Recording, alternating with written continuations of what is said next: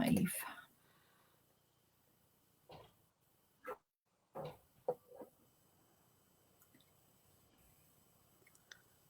Good evening and welcome to UK Crime Book Club. And this evening I'm delighted to be joined by Alexandra Benedict, also known as K Benedict. I'm going to have to ask you, it's Alex. Can I call you Alex? Do you like Alexandra?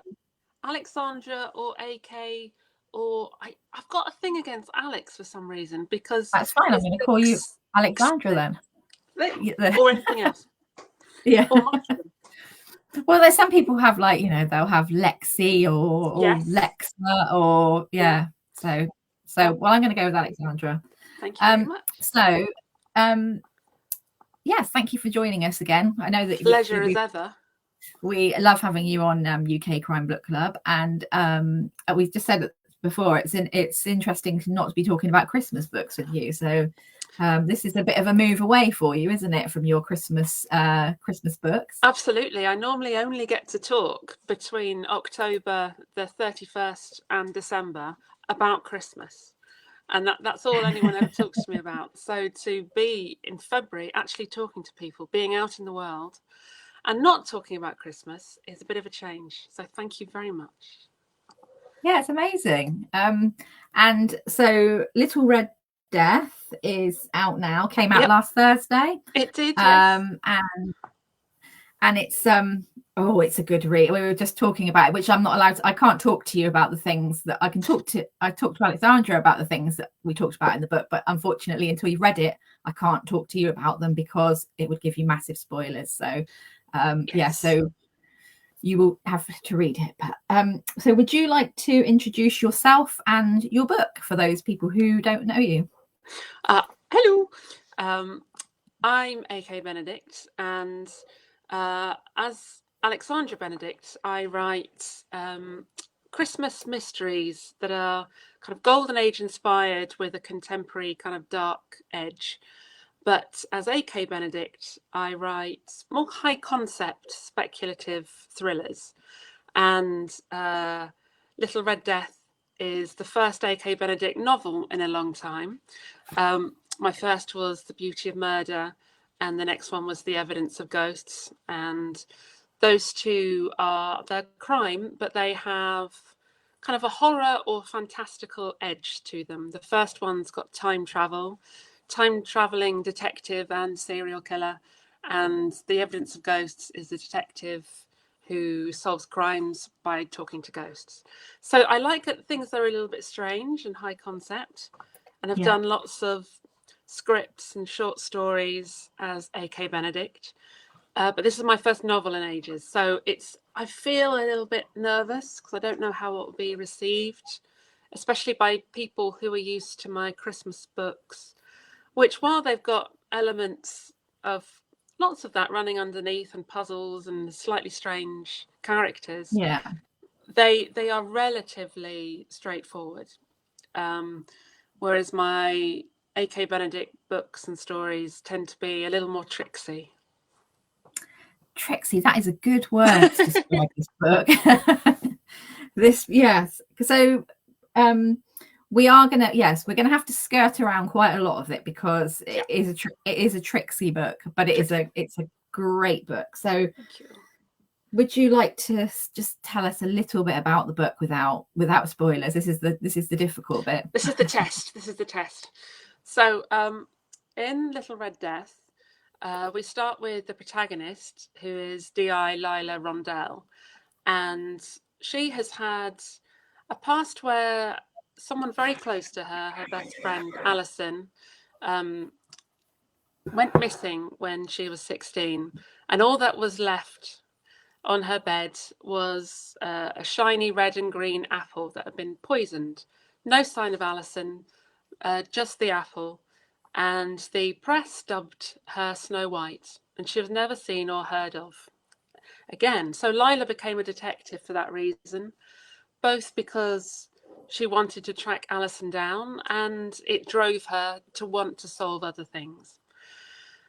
So when she finds out that there are murders being committed in the style of fairy tales, which the press have dubbed the Grim Ripper murders, she thinks that maybe it's related to Alison's disappearance, and she becomes the lead investigator to find out what's going on. And what she does find out makes her doubt herself and everything she's ever known. Well done. That was good. Yes. Because my first question was, because I love fairy tales and I love Angela Carter and I love the dark, the Grimm's fairy tale. And I was thinking about that when I was sort of reading the book, and I love that. What was the sort of inspiration to write the book? Was it fairy tales? Was it something else? Was it a combination of those things? All of those things. I have loved fairy tales since I was very, very, very small. I was insomniac from being born, and my mum my poor mum used to read fairy tales to me at night. I didn't sleep, she'd sing folk songs and read me fairy tales. And then when I was a bit older, my dad had the clever idea of getting me storyteller tapes, which... Yeah. Oh, you remember those? Yeah, I do. I remember tapes, yes. And they had myths and legends and fairy tales, poetry, and it had lots of the Hans Christian Andersen and Grimm fairy tales. Yeah. And before I could read, I was imbibing them. And I learnt to read very early, and so those were my first ones. And quite quickly I realised that the versions we were given, both in Disney and just in the very small little first initial paperbacks, that those little cardboard edged ones, were not how it really happened. And fairy tales were a lot darker than they seemed to be, and I really liked that. I liked dark, strange things from very, very young. 4 or 5, I was hooked on ghostly, strange, supernatural, fae stuff. And so it's always been there. It's been embedded in my storytelling and love of stories since before anything. When I was very young and I had meningitis and was blind for quite a while. And so my mum reading to me, it became everything.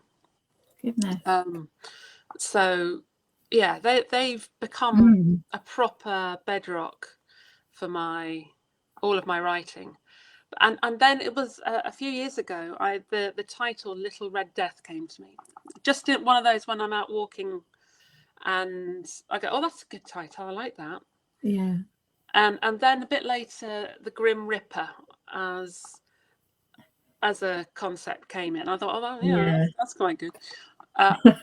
And it just it grew from there. It very quickly, and I wanted it to be a kind of love song to stories, and a love song to all the stories that have made me and inspire me.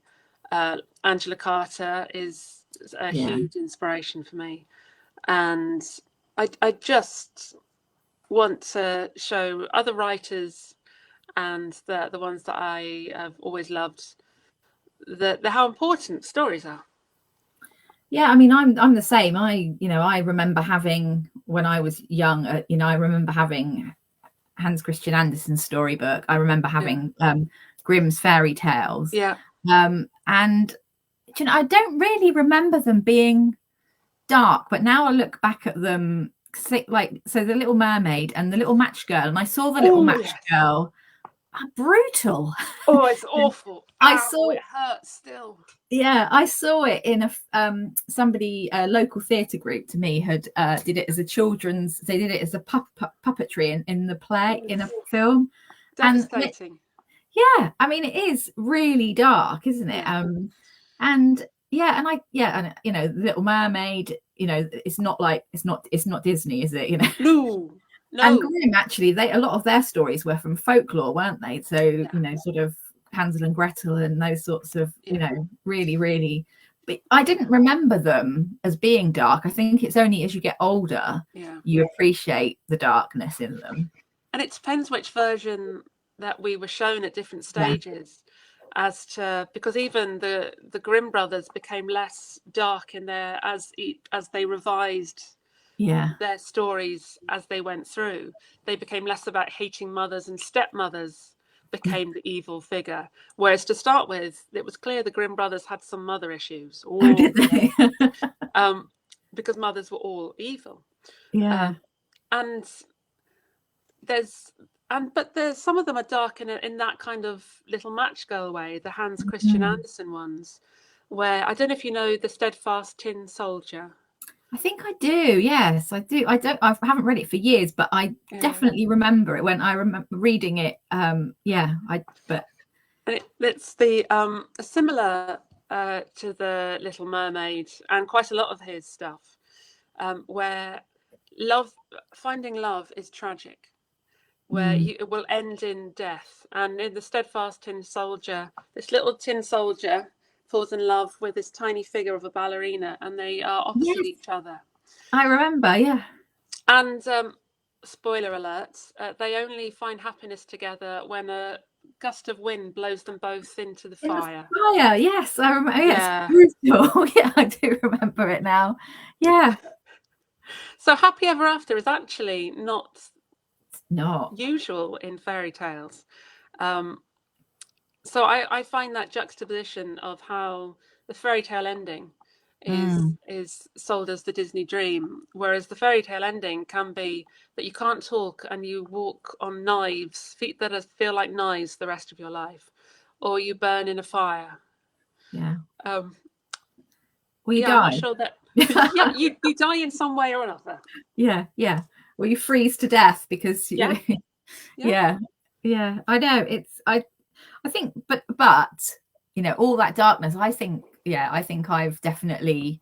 I like that. I like horror. I like crime. I think it definitely sort of carries with you, and I think most people do, because most people have started off on, you know, some version of a fairy story.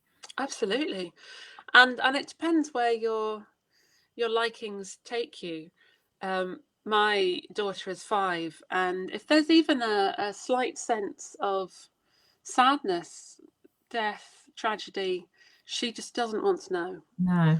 She's very much not wanting to go there at this stage. That might change, but at her age, I was already obsessed with ghosts and trying to find them and track them down, and witches and the darkness, basically. And it's very interesting that someone who's come from 2 horror writers, effectively, is shying away from that. Maybe she's going to be like maybe she might end up being like a romance writer or something. Imagine. And we'll embrace her. It's basically like becoming an accountant if you're a writer. Yeah.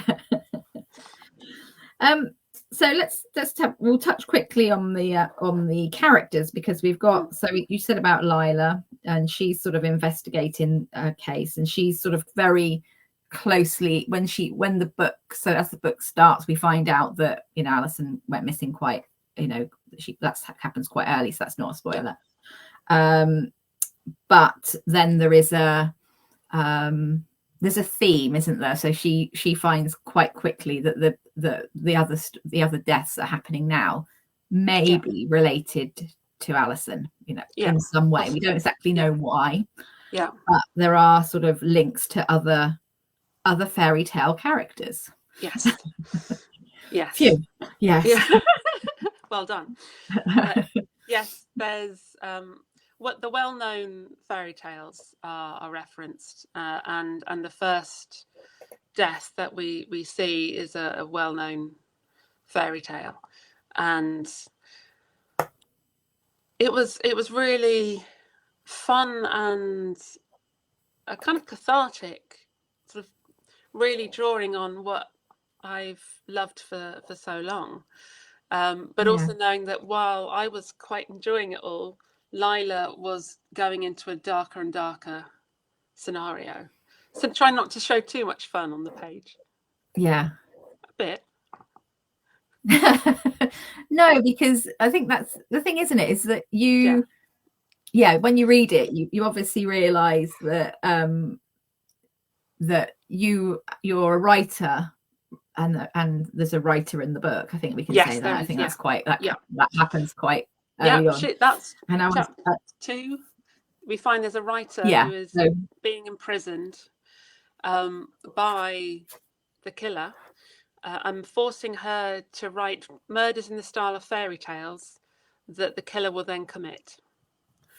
So we have the writer who is writing these murders, the killer enacting them, and Lila trying to find out what's going on.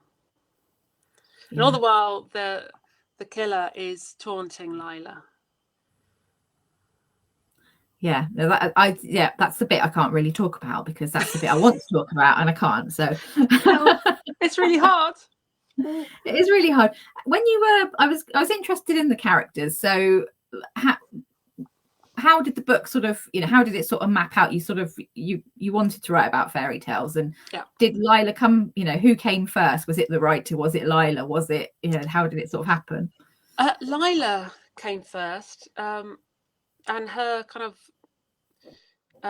personality really just kind of barreled towards me.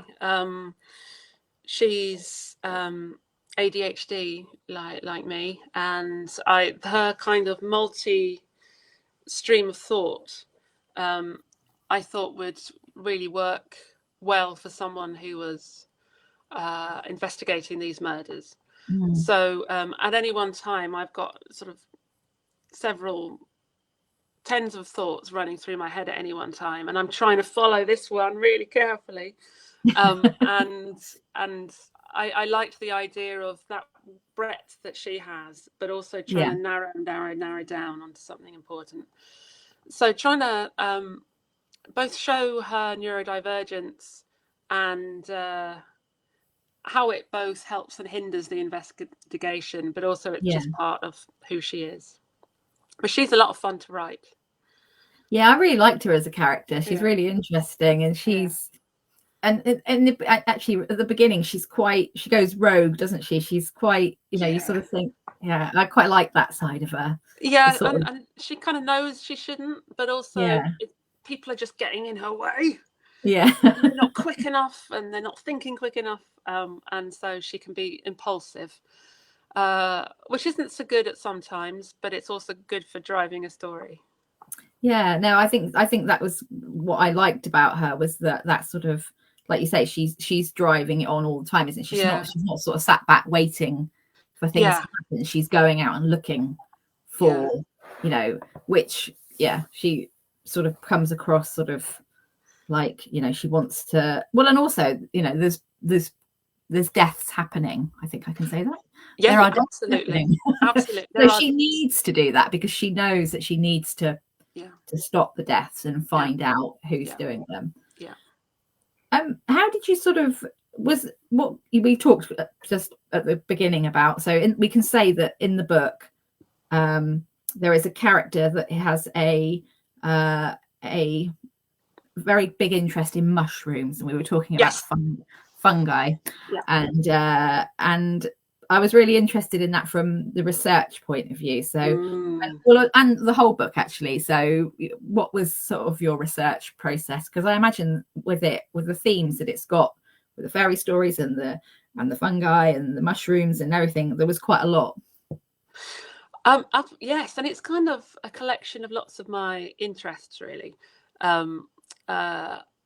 And in an ADHD way, I have hobbies for a bit and go completely hyper focus on them and absorb everything I can and then move on. And one of those was foraging for a bit. I learnt from a forager who goes around Sussex and the coast and goes on a motorway back and from Hastings to London, delivering foraged herbs and things to restaurants, to Michelin-starred restaurants. And I went around with him on his motorbike, which was terrifying. Well, he showed me which mushrooms are poisonous, which ones could be eaten, picking wild garlic and things from the shore in Sussex, and then cooking meals from them. So that's kind of there. But also I grew up near the New Forest. So I was on the Dorset border of the New Forest. So it was always slightly mystical, and would go there during school holidays or the weekends and walk into the forest. And I don't know if you've been to the New Forest. I have. I was going to ask you that, because I spent a lot of holidays with my children there when they were little. So yes. I was. So I love the New Forest, and we take our daughter there now. But every summer we go, and the folklore of the New Forest has always fascinated me, and the witch cults that surround Burley and other parts of it. Yeah. And how you feel you're really stepping into another zone and another place. And the pixie folklore of the New Forest and tricksters in general. Really, I love all of that. So that was definitely there. And also the idea of mycelia, the growing, what connects the fruiting body of a mushroom, which is what we think of as a mushroom, a toadstool. Nice. Handy prop there. Yeah, that was a little prop for anyone who didn't see that, of a little ceramic mushroom with a toadstool top, a red one, a kind of proper death cap kind, nice. With a little ghost face and a jangly top. Anyway, so that bit that we see, that we think of as mushrooms, are basically just the fruit. They are there to attract and disseminate, basically, as a way to, but what's underneath the ground, what connects all of these are mycelia, and these are what goes underneath a vast majority of the world and connects up everything and feeds trees and connects things and communicates through pulses, and it is weird and brilliant but also weird. And I really it's amazing that, like, running underneath the land is this other story. Basically, they don't even know what to categorize fungi as. It's still really largely unknown. It's like the human brain. We know so little about what it is, what it does. And if mushrooms decided to take over, if they haven't already, they could do it quite easily. They are essential. Probably a better option than some other options. Absolutely. At the moment. Bring on the mushroom overlords, underlords, the underladies, and I'm basically completely obsessed with them. And my entire room, which is very messy, it's behind my screen here, but I've got mushrooms everywhere. You cannot move. I'm going to reach over here. I'm going to go off screen for a second and just get a few examples. I've got about 10 I could show, but these are just I've got a little candlestick there. Oh, nice! I like that one with the little. That's like the very fine ones. It's a nice mug. Oh yeah, you really are. Here I've got wrapping like a present. Still Christmas. Mushroom tights. Nice. I got a bit. So if anybody wants to know what to buy you for a present, it's either going to be a fairy tale book or something to do with mushrooms. Yeah, and that people have been. My daughter just keeps seeing things that are mushrooms and bringing them to me, like this. Little So yes, those were my obsessions while I was writing it, but they just hang around as well. It's sort of, I love them. You love a mushroom, I can tell. I do love a mushroom. I love to eat the mushroom. Although I'm slightly scared about the whole. I don't know whether I could do the foraging thing, because just the sort of the death thing. I mean, and it's really quite dangerous. It is quite fairy tale. I've watched too many Midsummer Murders when they when they have the wrong mushrooms. Too many crime shows where they've like slipped a dodgy one in with the your risotto and then you're dead. And it's just too easy. There you are thinking you're having just a lovely normal mushroom risotto. Yeah, and you got something nasty. Yeah. One of my friends thinks they're like slugs, and maybe she's got the right idea that you just stay away from all mushrooms. But I couldn't. What did you Did you decide when you decided to write the book, because it's got several perspectives, hasn't it? I think we can say that as Yeah, well. yeah, What we can say is, yep. and we briefly talked on it before we came on, was the challenges that sort of the how the challenges the book gave you without giving anything away. Yes. And it is definitely the most difficult book I have written by a long way. I went a little bit mad, as in proper breakdown territory. Oh God, really? Yeah, because it's very complicated. It's It's probably complex, yeah. yeah, and to try and make something that's quite complicated as readable and as simple as possible while maintaining that. And so to keep the levels of what's going on, basically make it a good fun read as well as keeping everything going at the same time. I found that very hard, knowing how far to go. I asked my again spoilers, but with no spoilers. I asked my editor when I started freaking out, how far would you like me to go with this? And she went, all the way, wherever you want. And I went, okay. All right. I think there's a lot of surprises in the book, and I think some of the surprises are very surprising in a book. I can't even say what it is because it would be too much. But yeah, even the book itself has got surprises, hasn't it? The actual physical book. Yes. There are things that I made cheeky requests to my editors and the typesetters to fit what happens in the story. Yeah. And they properly ran with it, which is incredible, really. I loved that because it's really unusual. I think,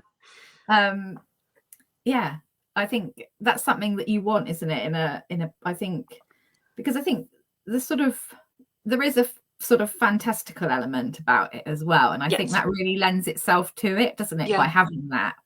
And that's very freeing. Once you've got free reign, then there are no limits, and it's just keeping it to what works best for the story. How can I serve Lila best and the reader, and then balancing having so much fun from my point of view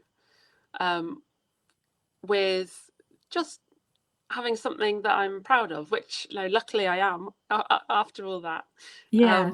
It's something that I think is very unusual for crime, and that's really quite hard to get made. So I'm very grateful to Simon and Schuster for being brave enough, really, because there's nothing similar that they can, in crime anyway, that they can. No, but that's great, isn't it? That's isn't it, I think. Yeah, I think, but generally for me as a reader, that's what I want. I don't want to read. Sometimes I do want to read the same sort of book, but sometimes I really want to be surprised, and I really was, and I like that. And I know not everybody will. No, because that's why there's thousands of books out there, because people like, I'm not there's genres that I'm not a massive fan of, but I like my crime to be complicated, and I like it to be surprising, and your book is both of those. Did you find when they said to you you can do what did that make the process easier for you? Because up until that point you were maybe trying to rein it in a bit, and then when they said you can do what you like, you were like, yes. Yes, it did, because I was kind of, there are several versions of this book that could have happened, and I was kind of split between all of them at a certain point, and I knew which my instinct was, which is to go right the way as far as I could. But the more that became clear what I wanted to do, the less I knew whether it could ever be published. And which is why my editor just saying, go for it. it's not usual. That's not. No. People are often told to pull back and to make it something that fits within the market, that the comparisons will be very obvious there. And that doesn't happen in what I write so much because, but I've never written anything like this, so I didn't know what would happen. No. So No. I'm just really glad I got to fully be me in it. Because that was what I was going to ask you, was about, so you write, you've written fantasy, you've written crime, you write your Christmas crime, I guess you call it Christmas crime. Yeah. Which, they do have darkness in them, don't they? Yeah. But they're set at Christmas, so that sort of gives it a bit of tinsel around the darkness.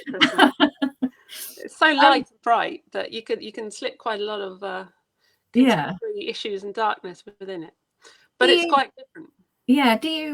Where's your sort of, do you sort of have a favorite to write? Has this been like a favorite because you've been able to be completely yourself, or, do you still, is there something that you wrote before that you would, is there something? I think it's quite hard to compare. And if I did just one style, I think I would feel I was lacking. You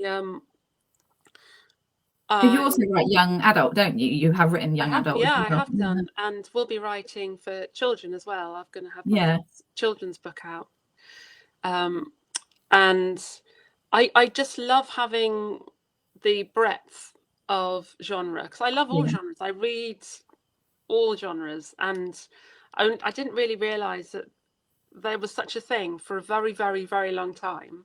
And I thought genre meant, it's a short story, or it's an essay, or I didn't think that fiction was split into these groups. No. Because I used to read Angela Carter and Agatha Christie and the whole realm of it. And I read romance, and I read sci-fi, and I read science fantasy, and all of it. I'm not sure it was as split up, though, from when I remember reading. I think it was just, they were just books, because definitely not in children's fiction like there is now. It was just children's fiction. Yeah. So I think maybe that the genre has become more defined as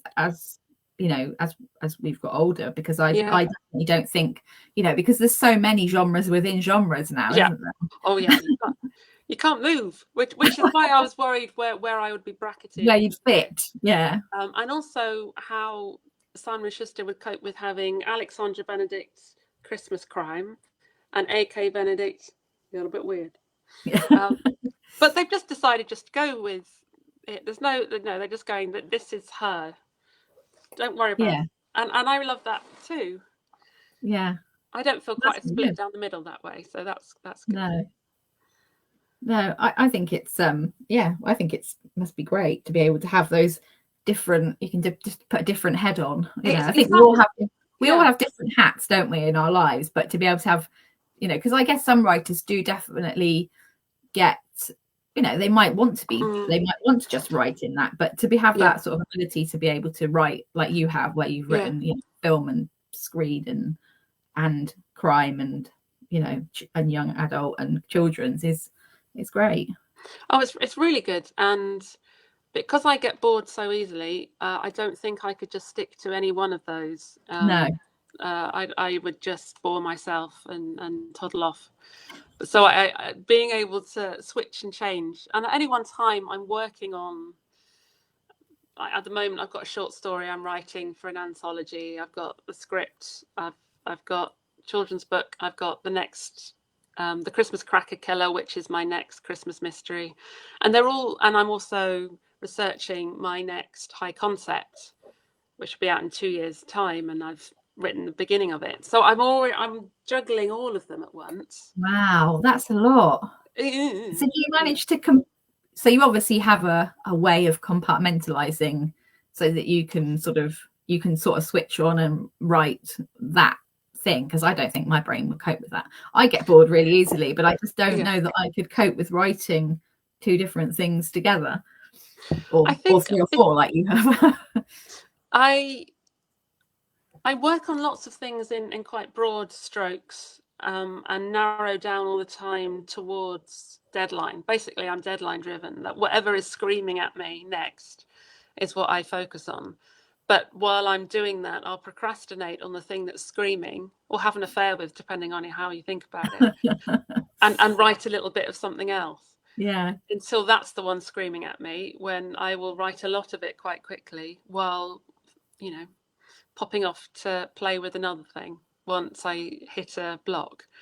So it means I still procrastinate the same amount, but I get more done because I switch between things. If I was Yeah. left with one thing to do, which for a while I was, sort of earlier on in my career, I was working on one thing at a time. And it just meant I didn't do anything apart from I'd be in plays and I'd sing and I'd do other creative things, and then I'd leave it until 6 weeks before deadline and then hyper focus and Yeah. not sleep, eat, or say anything Just until go it's into finished. the zone. Yeah.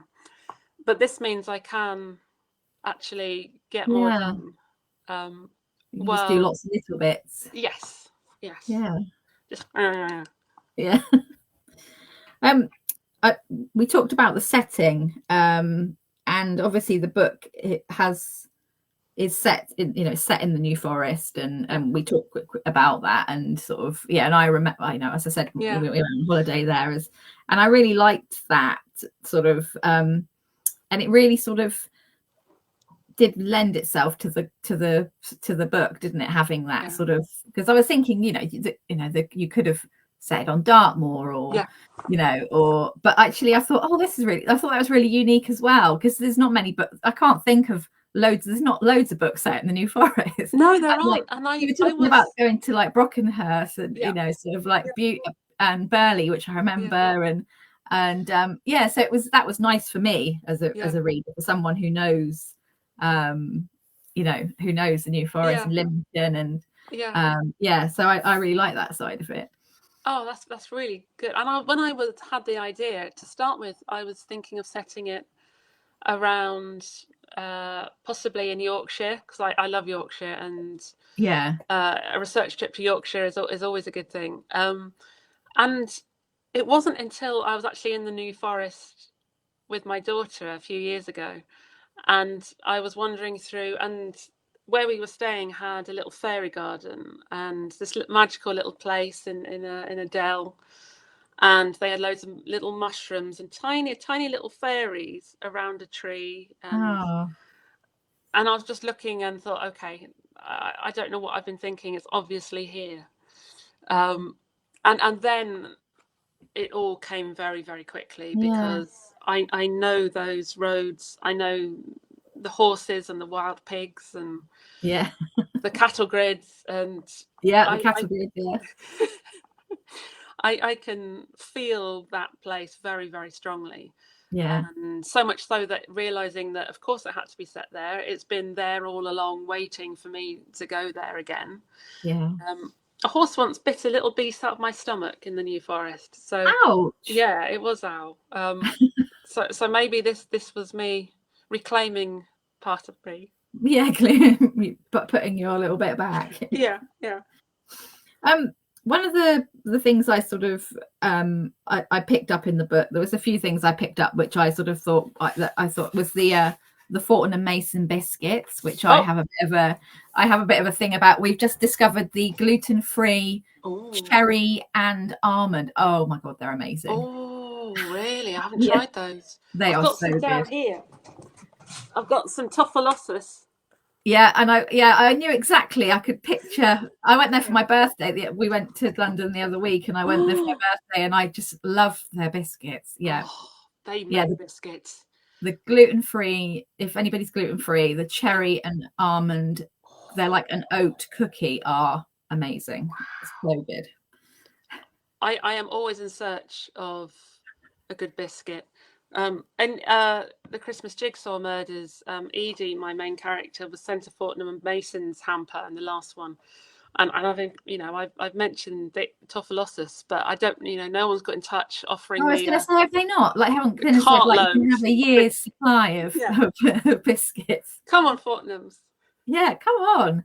And I obviously, if you had any spare, I could help you with them. I'll send them all your way. Cherry and almond, they're all yours. Yeah, and the other thing, completely moving from biscuits to a more serious thing, is that you talk about in the book, or Katie talks about, like, the fact that women and women always get killed, in real life and in books. And I sort of was just interested in that obviously that was important for you to have in the book. And actually it is true, isn't it? As women, we're quite often murdered for whatever reason. Yeah. And sometimes it's not always gratuitous, but sometimes I feel that it is. Yes, and I can't bear reading gratuitous violence to women or anyone really, but I feel a great deal of responsibility as a writer when and it, part of the book is talking about writers killing people. Katie is made to do that. It's either her life or somebody else's. But she is a crime writer, and she does kill on the page. And making her confront that is also making me confront that. And it's quite unnerving in itself, just to go, okay, why are you doing this? and also for a reader, why are you reading this? What does it do, and what social function or personal function does it take and form? And to actually question myself, I think it's always a good thing to know why you like something, why you do the job you do, and be, it's good to be a writer and to examine the world and morality and what happens in it. People get killed, women get killed, and to ignore that would actually be doing a disservice to the people who are killed.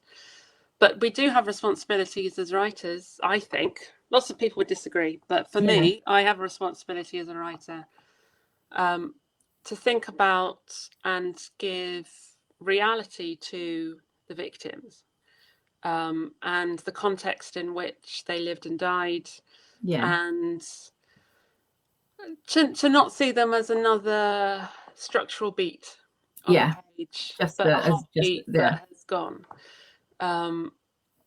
And even then, my writer brain went, "That was quite good. You should write that down."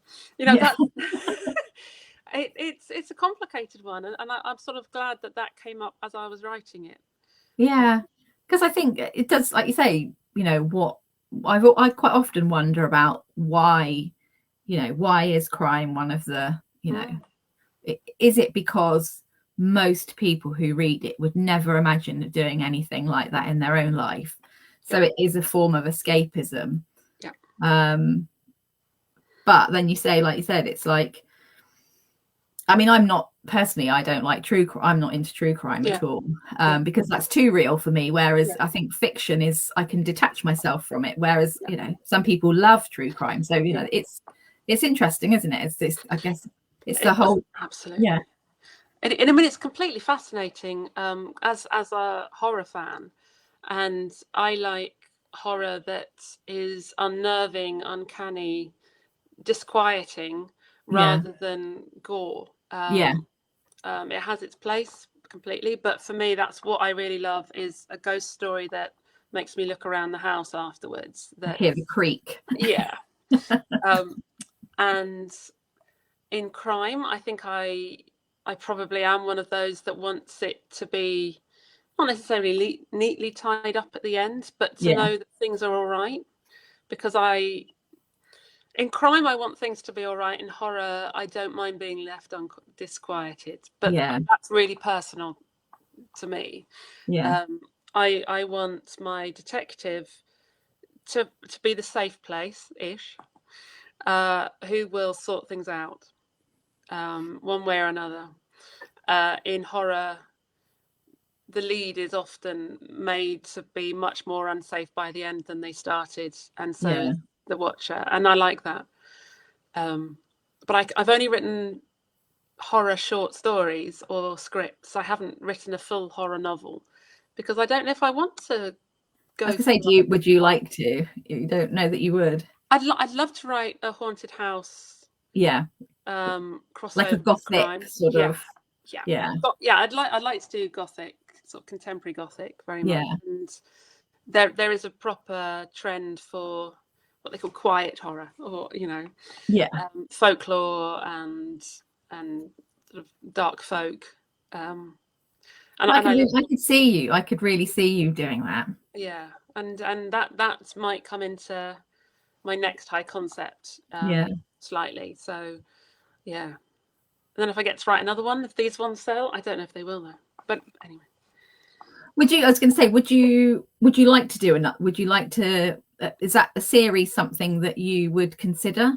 Would you sort of like to sort of bring some character? Obviously you can't bring some characters back, but no.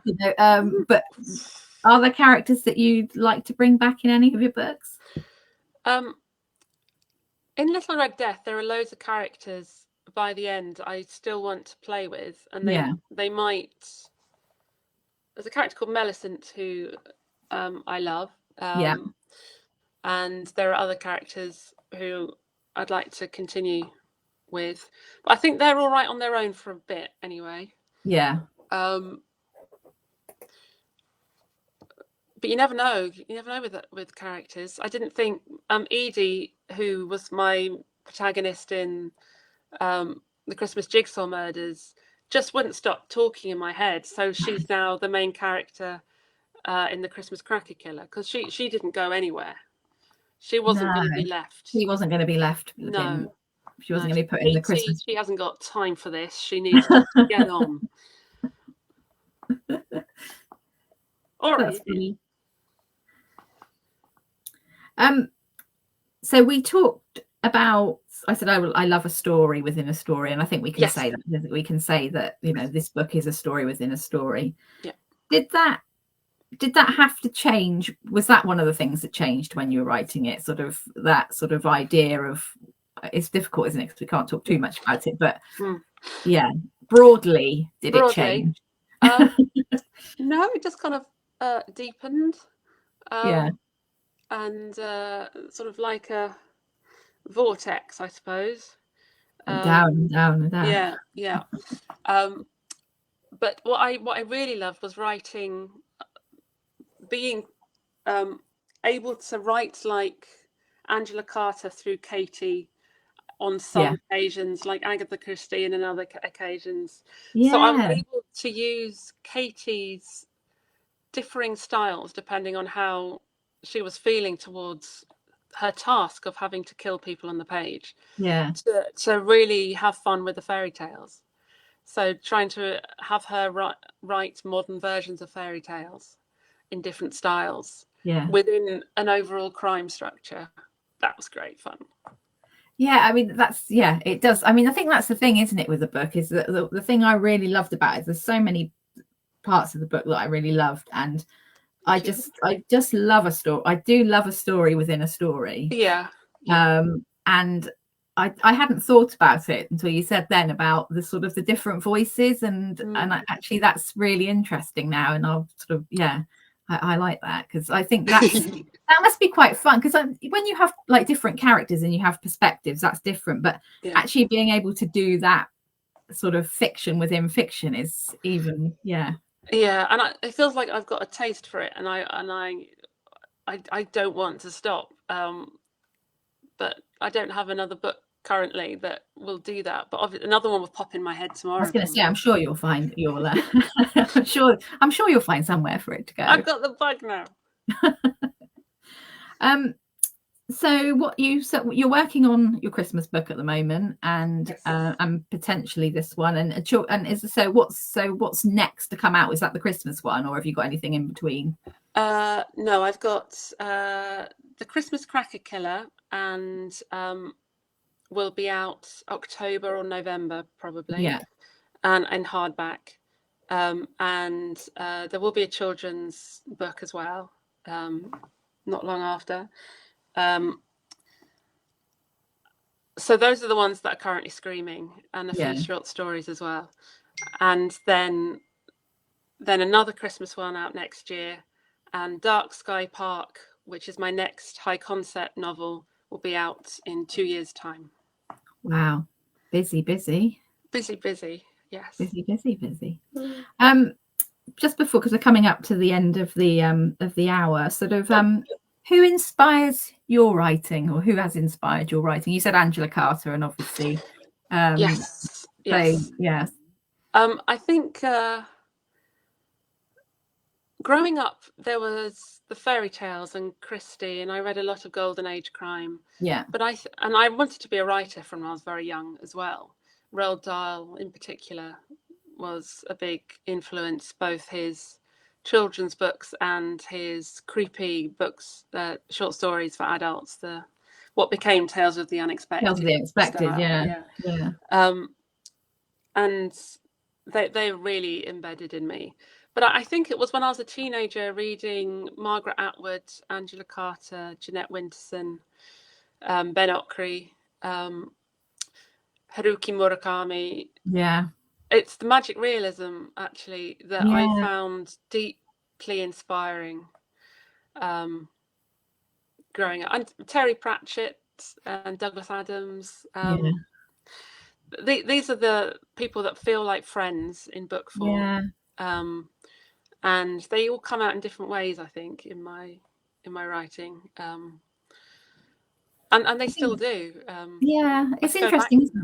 Sorry, I was going to say, it's interesting having such a broad range of genres that you read yourself. That sort of, there was, say you have to read to write, don't you? So that sort of obviously has influenced your writing by having all those different sort of, like the fairy tales and the from like, really early on, the folk tales and I think it does, doesn't it? You don't really realize how much that sort of, those early years of reading, I always think, I always sort of like, force fed my kids reading, and I read as a child, and still do read, but I don't think you realize how much you absorb, do you, into yourself? No, and because I now write, I'll suddenly come up with a classical Greece reference from reading. I did classics A-level and read lots of Greek tragedy and comedy and the Iliad and Odyssey, and there'll be a reference that comes through that way, or it pops up every now and again. And you go, oh, okay, that's still in there somewhere. And just throwing it all, which is why I think just giving everything to kids is the best thing. Seeing what they like, and then letting them follow that thread where they want to go. And me sitting and reading The Hobbit and then Lord of the Rings in a corner when I was 9, and Stephen King. It that kind of mesh is what makes me the writer I am. So and I find I don't read enough now, because I get sent an awful, probably the same as you, I get sent an awful lot of books. You're looking behind me.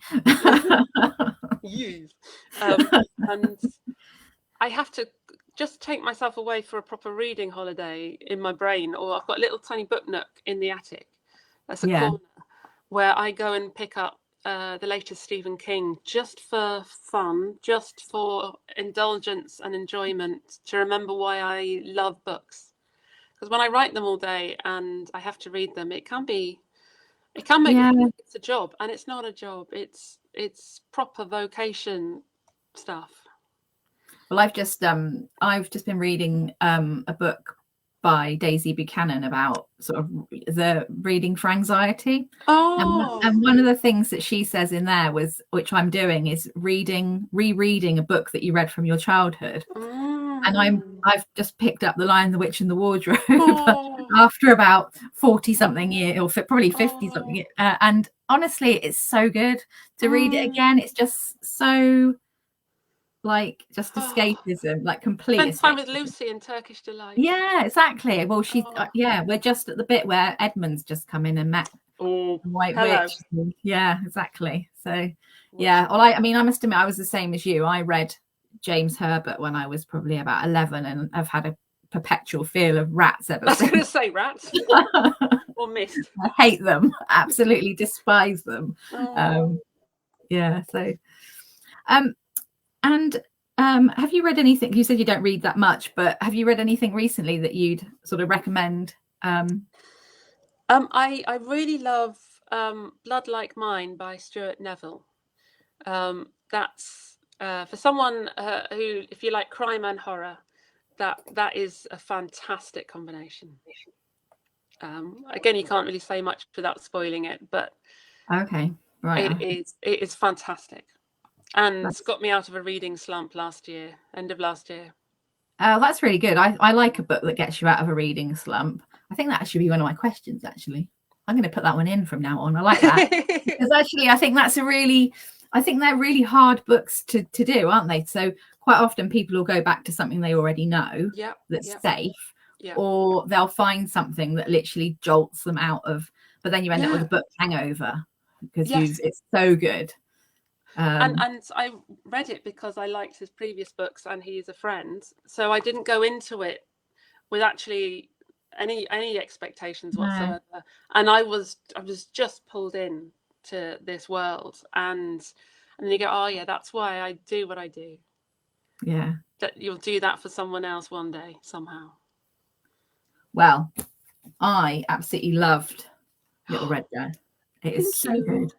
Thank you. It's such a great book. And yeah, if you how would you sort of, if just before we go, how would you sort of sum it up to someone if you had to sum it up in just a few words?